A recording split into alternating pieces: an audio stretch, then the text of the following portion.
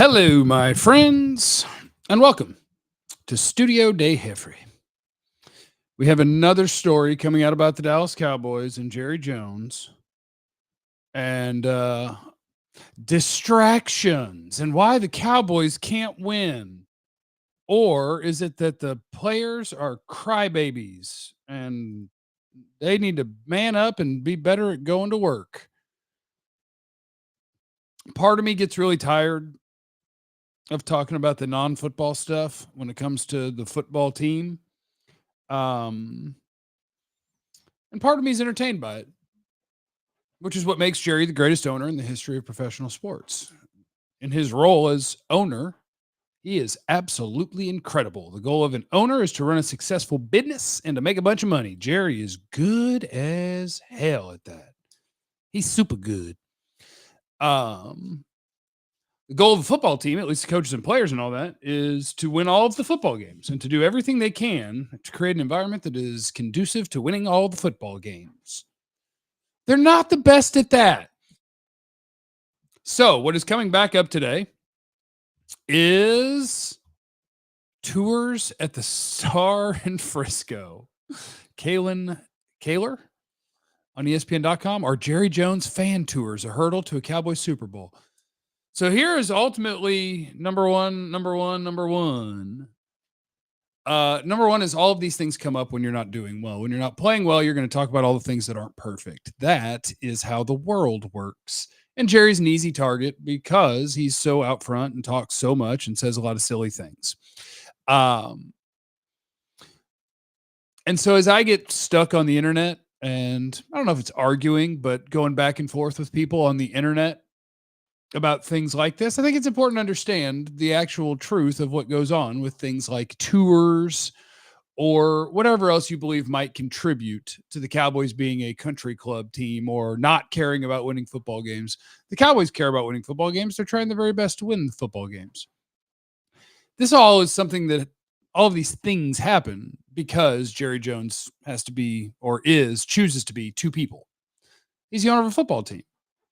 The owner of a football team wants to make all the revenue streams that they can. They want to brand well. They want to sell as much merch as they can. They want to make the most money on planet Earth. Jerry is absolutely incredible at that. The general manager needs to focus on building a winning football product. And when those two people are the same person, the GM is never going to overpower the owner, and he doesn't have a GM who could go to the owner and be like, hey, so-and-so, this might not be a great idea, or can we change this a little bit? How would, all that. Being two people is really, really hard. And it's a bad idea, and it's dumb. Messi said, Jeff, do you ever recall a time where Jerry Jones has been this tumultuous with the local DFW media and fan base? No, I do not. I think this is the worst place that Jerry's been in. And so anyway, let me get to the tours thing, right? So you can go out to the Star and you can take a tour of the Star in Frisco, which is the Cowboys practice facility. And as you're walking through there, the guides, there are rules. Like if you're 4 feet from Dak, who's walking through the hall to go to a meeting or whatever, you don't interact with Dak. You don't yell at Dak. You don't do that, whatever. But like their weight room is windows all the way around because it's pretty. And so you've got people every 20 minutes, a herd of people walking by, looking at people who are at work, doing their work and whatever, right? So like is it a distraction? Sure, it's a distraction.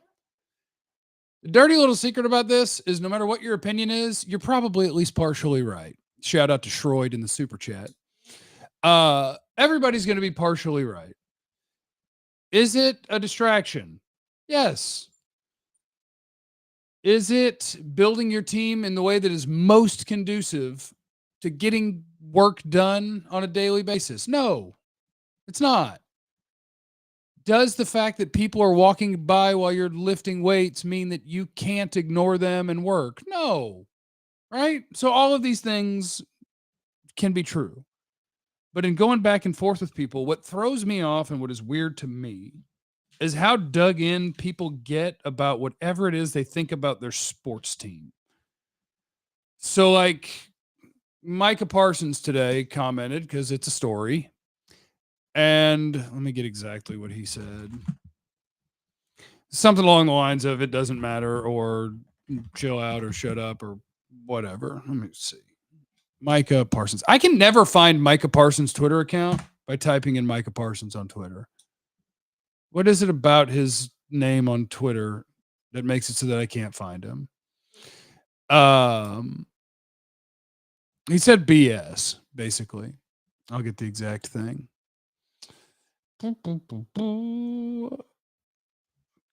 Sometimes you got to call bull when you see it. This ain't it. That's what Micah Parsons said, right? And so, like, that's cool.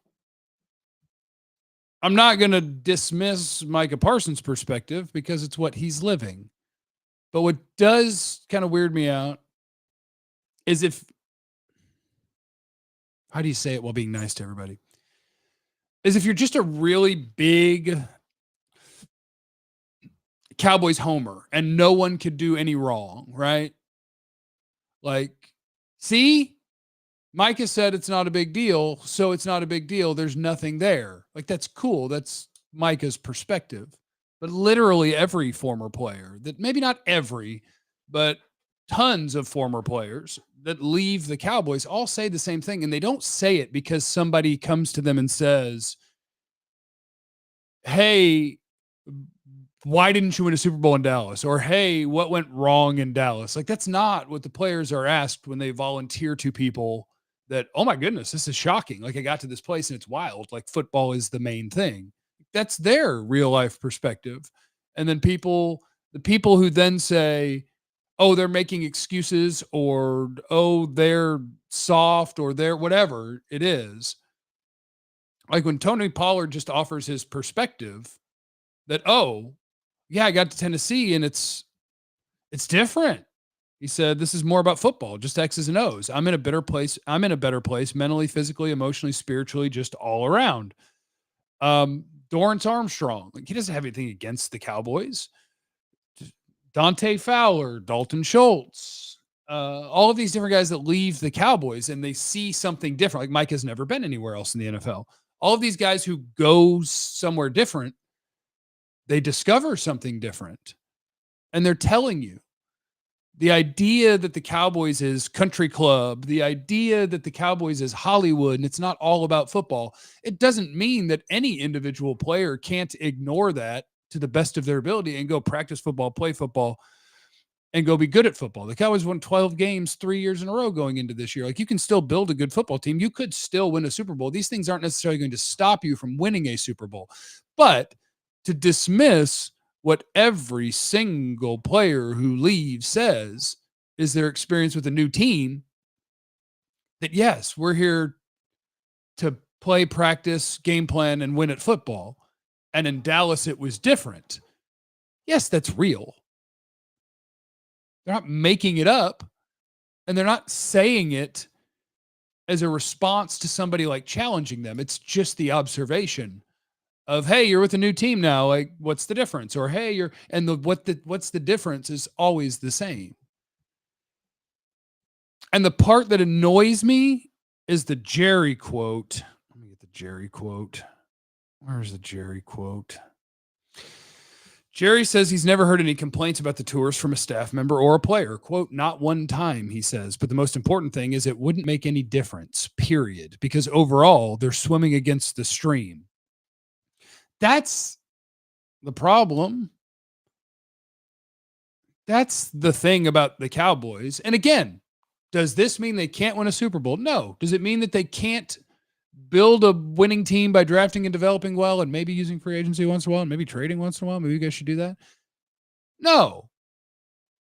But is it the difference between them and a lot of other football teams, where a lot of other football teams are giving them whatever percentage better chance at winning because their players are in a better place and the organization is run in such a way that it gives you a better chance to have a good day of work every day? Yeah, that's real.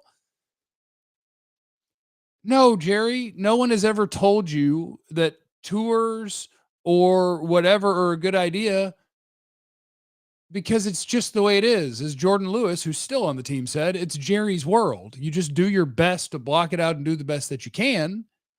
But that's even acknowledging that, yes, this is not an ideal workplace environment for trying to win at football. The most important thing is it wouldn't make any difference because overall they're swimming against the stream. That is Jerry being, and I don't mean this in a political way, it's like very Donald Trumpian, where like Jerry has his mind about what is best because it's best for him and the brand and the money. And so you're not going to say anything about it because I'm paying you. And for most players, you don't have the ability to go to Jerry and say, hey, that's dumb. Stop doing that. And so you don't. You just play football. And for a lot of guys, they probably don't know any different if they've only been a Cowboy. It's once you leave and you get a perspective on a different team that you realize, oh, crap. We were doing more circusy stuff over there that wasn't all geared to win in football. They're swimming against the stream. That's because Jerry created the stream. It wouldn't make any difference, period. And to add a period is just like defiance. So like that's Jerry realizing how down people are on him and the team. And his response to it isn't to be receptive to feedback. It's to be defiant and say, it doesn't matter what other people say or think because they're against the stream that I created. And that's not perfect. That's all. It's not perfect. It's not great. But what are you going to do? You know? What are you going to do? He's the owner.